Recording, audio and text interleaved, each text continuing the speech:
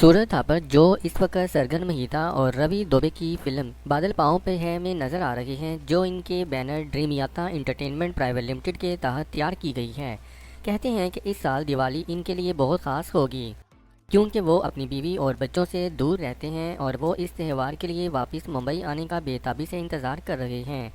उन्होंने कहा है, जब आप तवील अरसे के बाद घर जाते हैं तो ये एक अलग एहसास होता है। घर जाना, सबसे मिलना और फिर अगर दिवाली हो तो ये एक चेरी की तरह है। तो मैं सबसे मिलने के लिए बहुत पुरजोश हूँ। मेरी बहनें मुख्तलिफ जगहों पर अपनी ज़िंदगी गुजार रही हैं। इनमें से एक ज़्यादातर चंडीगढ़ में रहती हैं।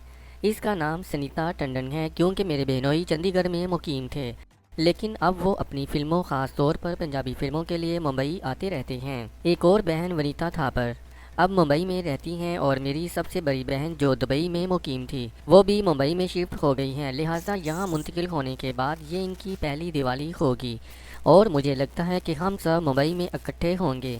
मेरे एक भाई दीपक थापर अब भी दुबई में हैं, लेकिन हम 4 बहन भाई अपने अहल खाना, बीवियों और बच्चों के साथ इस त्यौहार से बहुत लुत्फ़ अंदोज़ होते हैं। मुझे लगता है कि अगर सब कुछ ठीक रहा तो ये एक बेहतरीन दिवाली होगी। ये वही है जिसकी हम उम्मीद कर रहे हैं। लिहाजा ये दिवाली बहुत ख़ास होने वाली है, क्योंकि हम एक तवील अरसे के बाद मिल रहे हैं। आखिरी बार हम सब गणपति के दौरान मिले थे, लेकिन दिवाली पर नहीं। उन्होंने मज़ीद कहा है, और ये त्यौहार का इत्मीनान जो इसे त्योहारों के दौरान सबसे ज़्यादा खुश करता है। अपने मंसूबों के बारे में बात करते हुए उन्होंने कहा, मैं अपने दोस्तों से मिलूँगा, क्योंकि हमारे पास दिवाली पार्टी भी है। हमारे पास कभी कभार पोर्ट लुक होती है और हम ताश, मौसीकी, डांस खेलते हैं और हम बहुत लुत्फ़ अंदोज़ होते हैं। और दिवाली पर अपने ख़ानदान और दोस्तों के साथ रहना बहुत मज़ा और अहम होता है। सूरज थापर की दिवाली की बेहतरीन यादें अपनी माँ के साथ थीं। इसने बताया कि वो शक्करपारे के साथ बेसन के लड्डू बनाती थी।